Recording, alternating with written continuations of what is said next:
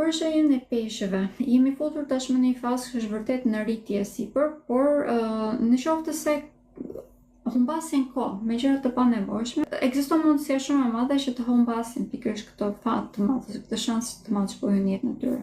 Ndërkohë që nëse arrijmë që ta përdorim, përkundër se do të fillojmë të krijojmë marrëdhënie më të mira me familjarët tanë. Nga ana tjetër do të fillojmë të kemi edhe një mirëqenie shumë të madhe si në banesë, po ashtu dhe brenda rrjetit ton të ngushtë, po ashtu dhe do të kemi një rritje në kreativitet. Për ata personat të cilët nuk janë të martuar, kjo verë komplet domethënë, duke filluar nga kjo javë, se siç e thash, ky është parashikues ose më themi përmbledhje e një viti në vazhdim.